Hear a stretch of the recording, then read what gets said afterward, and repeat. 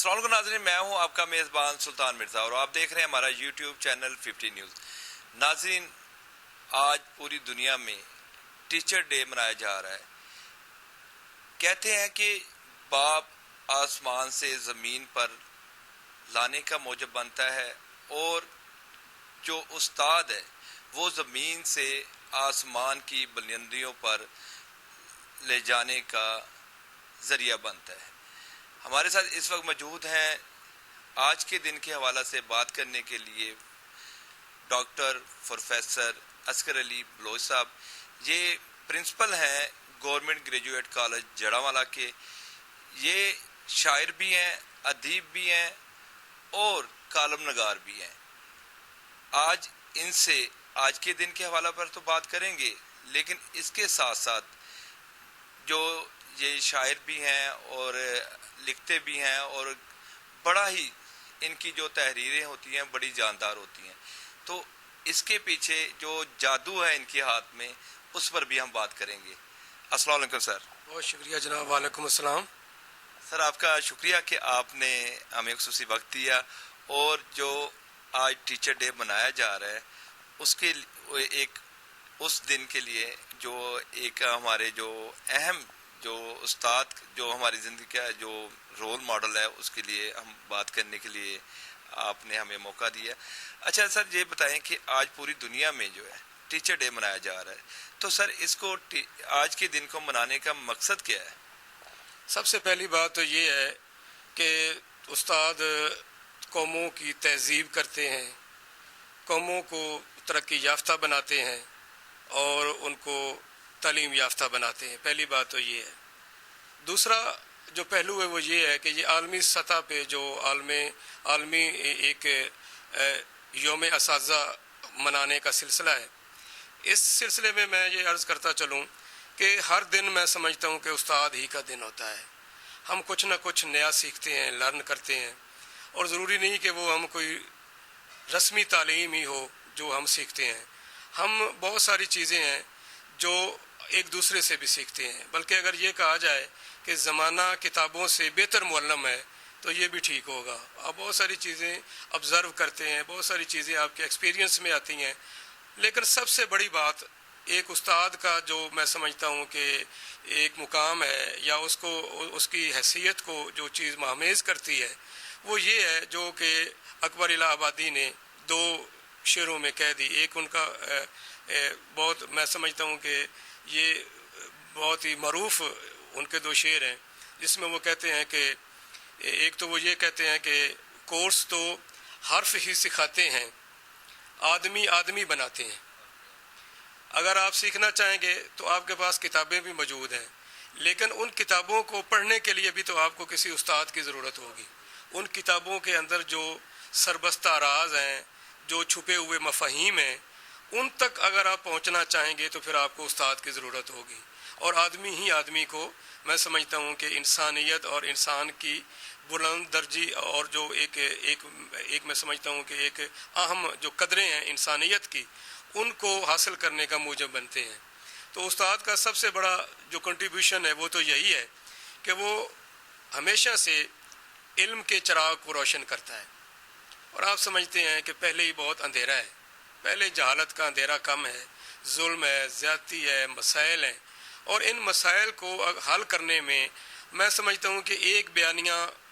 علم کا بیانیہ ہے جو سب سے معتبر بیانیہ ہے۔ اگر آپ اس نیریٹو پہ پورا اتریں گے، اگر آپ اس نیریٹو کو اپنا لیں گے تو یہ ایک مہا بیانیہ بن کر ہمارے معاشرے کو صحیح سمت میں لائے گا اور وہ رخ متعین کرنے میں ہمیں موقع دے گا جو اسلام نے ہمیں بتایا ہے، جو ہمیں مذاہب عالم نے بتایا ہے، اور سب سے پہلے جو ہمیں معلم آخر نے، جس کے لیے اللہ تبارک و تعالیٰ نے کہا کہ میں نے تو ایک حوالے سے جو ہے وہ حضور پاک کی ایک حدیث ہے کہ آپ صلی اللہ علیہ وسلم کو جو ہے وہ جب یہ کہا گیا کہ اقرا، تو اقرا کا لفظ ہی جو ہے وہ آپ کو پتہ ہے کہ پڑھنے سے اور اس کا تعلق ہی علم سے ہے۔ پھر جب آپ نے فرمایا کہ مجھے معلم بنا کر بھیجا گیا، تو معلم کا درجہ اتنا بلند ہے کہ میں سمجھتا ہوں کہ اس سے اور کوئی بہتر درجہ ہو نہیں سکتا۔ تو وہ لوگ خوش قسمت ہیں جو بچوں کے ساتھ بڑا مشفقانہ رویہ رکھتے ہیں، ان کی نفسیاتی اور ان کی ذہنی اور روحانی اور ان کی جو علمی توانائیاں ہیں ان کو راہ راست پہ لاتے ہیں، اور سب سے بڑھ کر یہ کہ انسان کو انسان بناتے ہیں۔ تو یہ سارے کا سارا درجہ جو ہے، مجھے ایک اپنے استاد کا شعر یاد آ رہا ہے، وہ کہتے تھے کہ علم کی تاثیر سے تاریک گھر روشن ہوئے، علم کی تاثیر سے تاریک گھر روشن ہوئے، گر نہ مانے یہ ورق تاریخ کے بتلائیں گے۔ تاریخ کے اوراق بتاتے ہیں کہ قوموں نے جو ترقی کی وہ علم اور پھر عمل کی بنیاد پہ کی ہے۔ علم ہوگا تو عمل ہوگا، تو اس لیے علم اور عمل، علم اور تربیت، اس کا آپس میں بہت گہرا تعلق ہے۔ میں سمجھتا ہوں کہ اس عالمی دن کے حوالے سے ہمیں بحیثیت قوم یہ عہد کرنا ہے کہ ہم اساتذہ کو اور طالب علموں کو ایک ایسا ماحول فراہم کریں جس میں وہ اپنی تمام تر صلاحیتوں کے ساتھ بچوں کی پرورش کر سکیں، ان کی تربیت کر سکیں، اور سب سے بڑھ کر یہ کہ ان کو ویٹیج دیں، ان کے وقار کو، ان کی عزت کو، ان کے بھرم کو قائم رکھیں۔ اور استاد کے لیے بھی یہ سب سے بڑا لمحہ فکریہ ہے کہ موجودہ دور میں اس نے اپنے کردار سے ثابت کرنا ہے کہ جس شعبے کو اس نے منتخب کیا ہے واقعی وہ اس شعبے کے اہل بھی ہے۔ زبردست سر، آپ نے بہت ڈیٹیل کے ساتھ جو آج کا دن جو ٹیچر ڈے منایا جا رہا ہے اس پر آپ نے تفصیلاً ہمارے ناظرین کے بات کی۔ تو سر ہم چاہیں گے کہ جو آج کے دن کے حوالے سے ہمارا تو مقصد تھا کہ آپ کا ویو لیا جائے، لیکن ہم اسی وقت کو یہ فائدہ اٹھاتے ہوئے ہم چاہیں گے کہ آپ ایز اے استاد ہونے کے ساتھ ساتھ آپ شاعر بھی ہیں، ادیب بھی ہیں، اور بڑی جاندار تحریریں بھی آپ لکھتے ہیں، آپ کے کالم اخباروں میں بھی شائع ہوتے ہیں، تو اس پر بھی ہم ذرا آپ سے بات کر لی جائے۔ تو سب سے پہلے تو یہ بتائیں کہ آپ کو تعلیم اور جو آپ کا شعبہ ہے تو یہ شاعری میں کیسے آنا ہوا؟ ایک تو یہ ہے کہ کچھ چیزیں جو ہیں وہ فطرت کی طرف سے آپ کو ودیت کر دی جاتی ہیں، اور یہ خاص طور پہ جو یہ کریٹیو رائٹنگز ہیں اور خاص طور پہ جو شاعری ہے،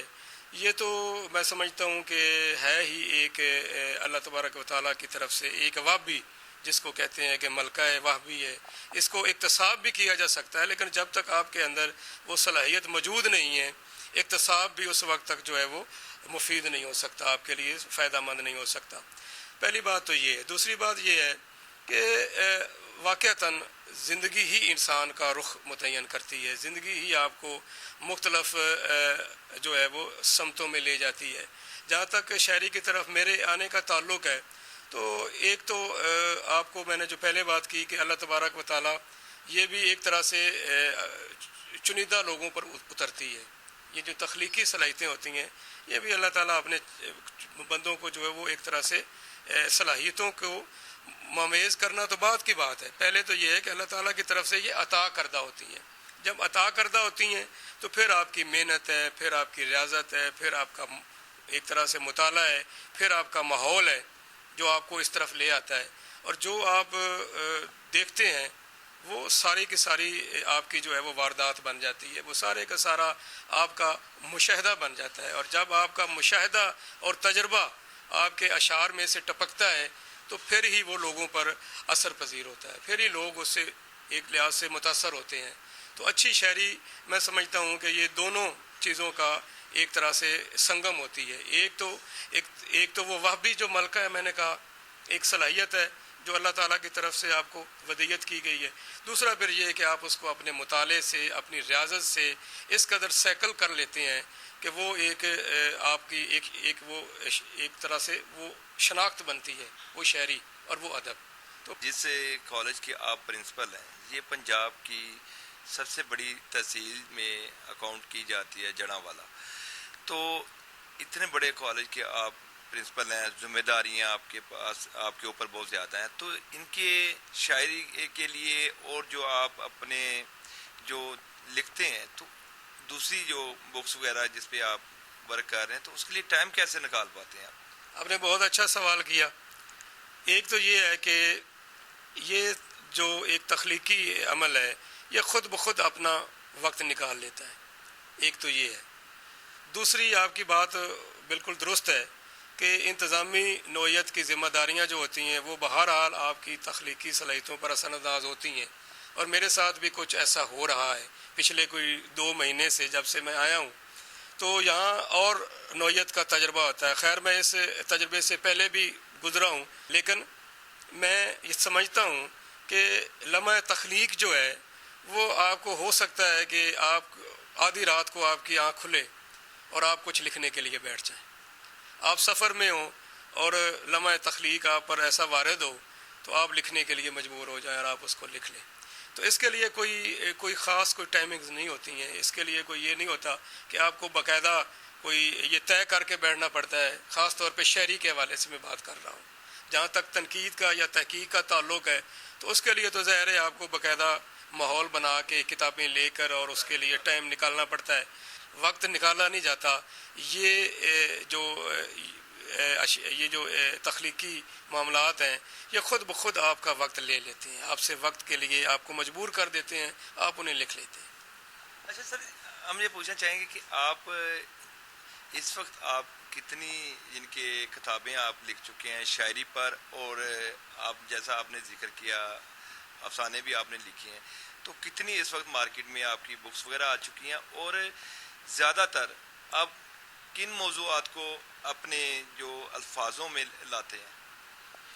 میری کوئی اب تک 6 کتابیں جو ہے وہ منصہ شعود پر آ چکی ہیں۔ ان میں سب سے پہلے دوسرے کنارے تک شعری مجموعہ، اس کے بعد خواب جو کے نام سے ایک میرا شعری مجموعہ جس میں نظمیں اور غزلیں شامل ہیں۔ تیسرا میرا جو مجموعہ ہے وہ پنجابی شاعری کا ہے، بجھتی بلدی رات۔ اس کے علاوہ اقبال اور معاصرین اقبال کا فلسفہ اخلاق، یہ میری کتاب ہے جو تحقیق کے حوالے سے ہے، اور نام سے ہی ظاہر ہے کہ اس میں اقبال اور معاصرین کا جو فلسفہ اخلاق کے حوالے سے جو شاعری ہے اس کو میں نے ڈسکس کیا ہے۔ اور آپ کو یہ سن کر خوشی ہوگی کہ میری پہلی تینوں کتابوں پر بھی مجھے مختلف ایوارڈز ملے ہیں۔ ایک اور کتاب جو میری چھپی ہے وہ ہے چہار رنگ، تو اس میں میں نے تنقید اور تحقیق، افسانے پہ بھی، شاعری پہ بھی، تنقید کے حوالے سے بھی اور تحقیق کے حوالے سے بھی، وہ چاروں رنگ جو بنتے ہیں ان پر میرے مختلف مضامین ہیں جو ظاہر ہے کہ بڑے ایک خاص سطح کا قاری ان کو جو ہے وہ پڑھ سکتا ہے، اور اس کے لیے اس میں بہت سارے اردو دان طبقے کے لیے جو ہیں وہ کچھ ایسے بھی مضامین ہیں جو ایک نئی راہ دکھانے والے ہیں۔ جیسے آپ بول رہے تھے تو دل تو کرتا ہے کہ آپ بولتے رہیں اور ہمارا کیمرہ جو ہے وہ آپ کے الفاظ جو ہے ان کو کیچ کرتا رہے، لیکن وقت کی نزاکت کو دیکھتے ہوئے، کیونکہ ٹائم جو ہمارے پروگرام ہے اس کو بھی سمیٹنا ہے، تو ہم چاہیں گے کہ جو آپ کا انتخاب شاعری کا ہے تو اس میں سے کوئی چند اشعار جو ہے ہمارے جو ناظرین ہیں، دیکھنے والے ہیں، تو ان کی نظر آپ جو ہے چند اشعار نظر کریں۔ چونکہ یہ ماہ ربیع الاول ہے تو میں چاہتا ہوں کہ میں نعت کے حوالے سے ہی اپنے چند شعر جو ہیں وہ نظر کرتا ہوں اس بارگاہ عظیم میں۔ اللہ کرے کہ میرے یہ چند الفاظ ٹوٹے پھوٹے جو ہیں وہ قبولیت کی منازل سے جو ہیں وہ ہمکنار ہوں۔ میرے اطراف جو بھی روشنی ہے، میرے اطراف جو بھی روشنی ہے، یہ سب نعت نبی کی روشنی ہے، جو پھیلی ہے در افلاک پر وہ، جو پھیلی ہے